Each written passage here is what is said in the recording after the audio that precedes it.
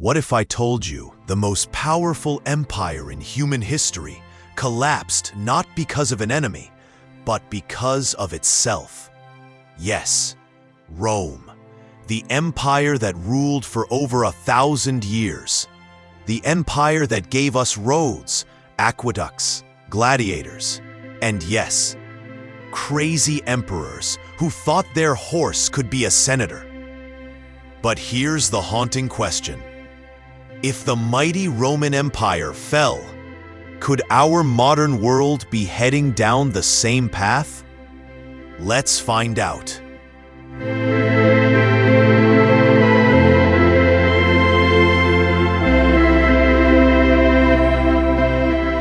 According to Roman myth, the city began with twins, Romulus and Remus, abandoned as babies, saved by a wolf. One brother kills the other. The survivor, Romulus, becomes the first king of Rome. Dark start, right? But Rome was never meant to be ordinary. At first, it was just a small village on the banks of the Tiber River. Poor, isolated, surrounded by stronger neighbors. But Rome had something special. Determination. It wasn't just about fighting wars. It was about absorbing people. When Rome conquered you, they didn't always wipe you out. Sometimes they made you part of Rome. Citizenship, trade, roads. Imagine this. You lose a battle against Rome, but suddenly you have Roman markets, Roman baths, Roman law. Kind of a strange deal, but it worked. Rome was growing, and fast. Rome ditched kings and created a republic. Senators, consuls, assemblies. It was messy, but it gave people a voice. And here's the secret.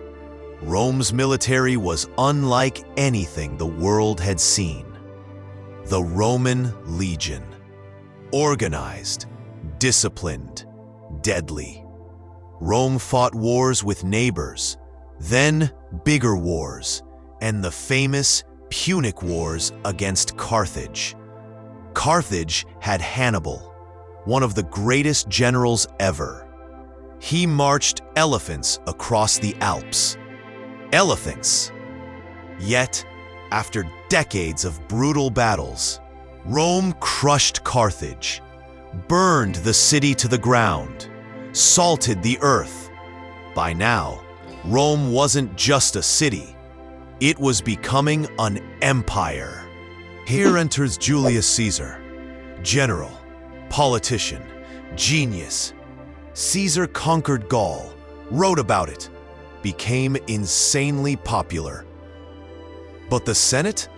They feared him. Then Caesar crossed the Rubicon River, which basically meant war. Civil war erupted, and Caesar won. The Republic was dead. But just as he stood at the top, he was stabbed 23 times by his own senators. Brutal. Yet his death didn't bring back the Republic. It only opened the door for something even bigger. After chaos, a new leader emerged. Augustus, Caesar's adopted heir. He called himself first citizen. But let's be real, he was the first emperor of Rome. Under Augustus, Rome entered the Pax Romana. 200 years of relative peace. Roads stretched across Europe. Aqueducts brought fresh water. The Colosseum was built. Rome wasn't just a city anymore. It was the center of the world. From Britain to Egypt, Spain to Mesopotamia. An empire of 70 million people. Sounds unstoppable, right? But here's the thing. The bigger you are, the heavier you fall. Rome at its peak was dazzling.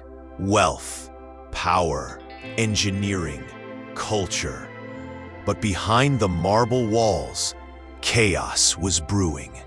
Some emperors were brilliant. Trajan expanded the empire to its maximum size.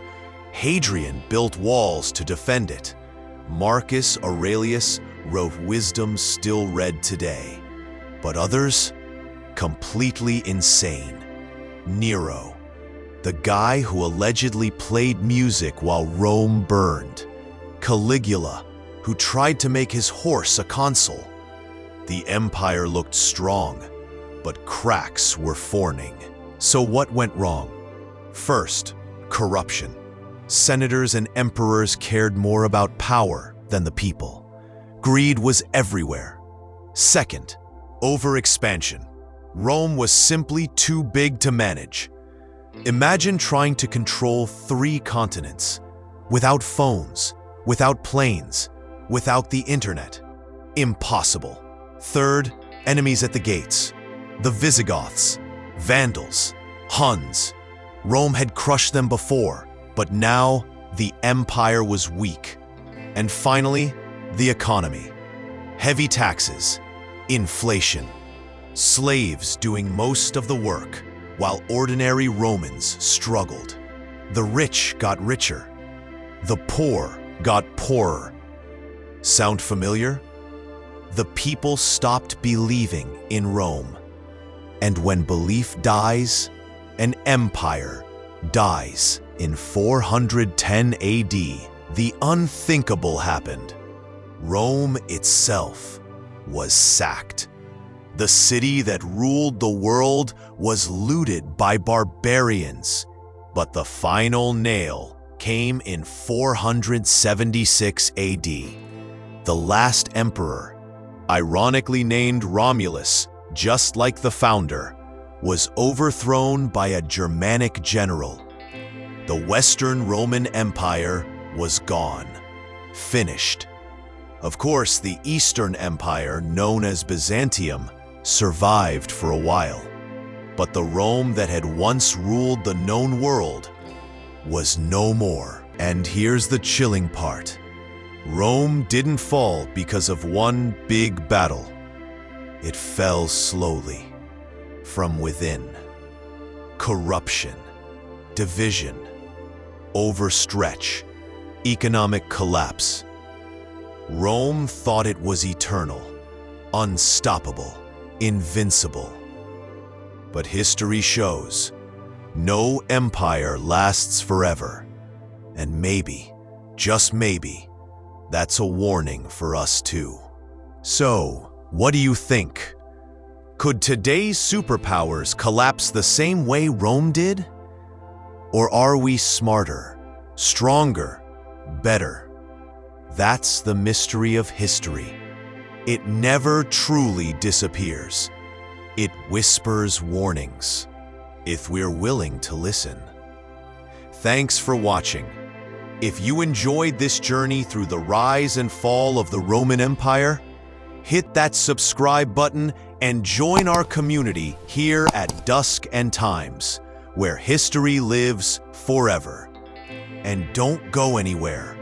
In our next video, we'll uncover another mystery from the ancient world. One that might just be even stranger than Rome itself.